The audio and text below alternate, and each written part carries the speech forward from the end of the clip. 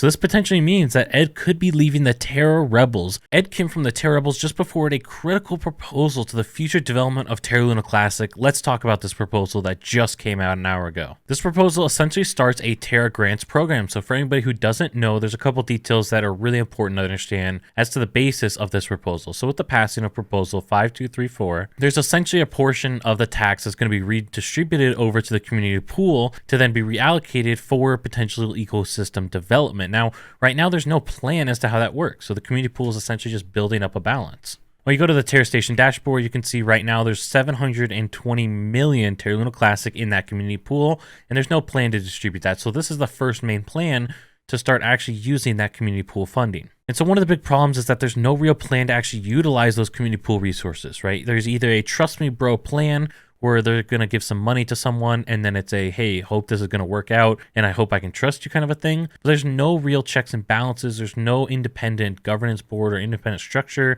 that could then hand out the money and be independent of other things. So there's no conflict of interest. And so this proposal is really trying to achieve that, where there could be a group of people who actually review different projects come into the ecosystem and then they can determine, hey, is this something that we want to have? Is this something we don't want to have? They also will be implementing a pay by milestone model. So essentially they can get some seed funding for different projects, but it incentivizes them to complete the project or proposal. And so essentially they can give some money to help start something and then some more money along the way. So it'd be like, hey, you finish 25% of your goal. Now you're going to get a little bit more money, then 50%, a little bit more money. And this makes sure that you don't have somebody get a lot of money and then they run off with it and don't contribute to the ecosystem. Now, the difficult distinction here that I want to talk about is that the grants program does not actually fund anything. It collects proposals, organizes independent reviews, and makes recommendations to keep projects accountable. And so if we actually want to fund something, we're going to have to go through the community pool, put forward a vote, and see that's mentioned right here, and we'll have to put forward a vote to then actually fund a project. So this would essentially create guidelines for the community so we can have a better understanding going forward.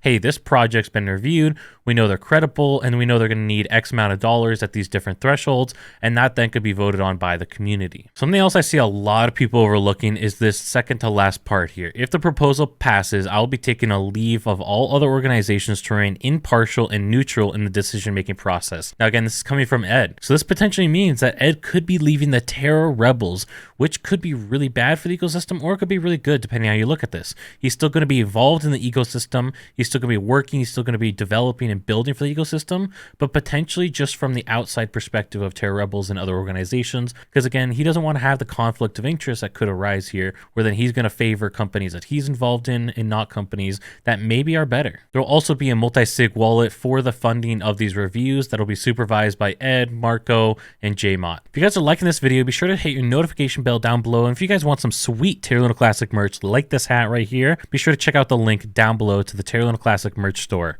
They created this website for the Terra Grants Foundation. This is basically restating what the proposal says, but at the bottom we can see the program staff. Again, we have Ed, Marco, and then this David guy. And so we have these three individuals who are going to kind of oversee this program, try and be independent, try and remove their own biases, which I think is a great step. The other difficult thing is that, again, this proposal doesn't give them access to a lot of money. This amount right here, from my understanding, this amount is 1.6 million USTC, which is equivalent to roughly $60,000. This money would be used instead of funding proposals to actually fund the review process and all of that, because there are going to be other checks that could be done from outside sources outside of those three individuals that could be really valuable to the ecosystem. And so that's going to cost money, obviously. And so again, this is a difficult balance of how do we remove the trust me bro issues? How do we get accountability? But how do we make sure things actually get done? Because with this right now, we're going to essentially establish a board to review projects and give us proposals as far as funding and all of that for different projects, but then we're still going to have to vote on it. And so we're still talking about a pretty extensive process for the community to get involved. And there's some things that the community just can't know, right?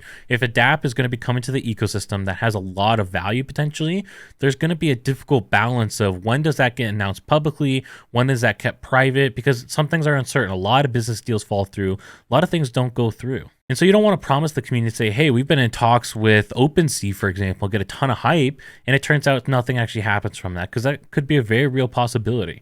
Getting something like OpenSea on the ecosystem would cost a lot of money. It would be difficult. It'd be hard to get them over here. And another major issue with this that I don't see people talking about is that Terra Rebels probably isn't going to get any money from that, right? From a community perspective, even if Ed leaves Terra Rebels, is no longer directly involved, if they end up allocating money to Terra Rebels, people are going to see that as a conflict of interest regardless of whether there actually is one or not because of previous experience. And so it's difficult because we need Terra Rebels to get funding so they can build out the infrastructure for the ecosystem, that we can get these dApps and other utilities on the ecosystem. So let me know, what do you guys think about this? How do we create a sustainable balance between accountability but also productivity? And also, if you guys want to understand the potential risk of not having Terra Rebels receive funding, check out this video up here.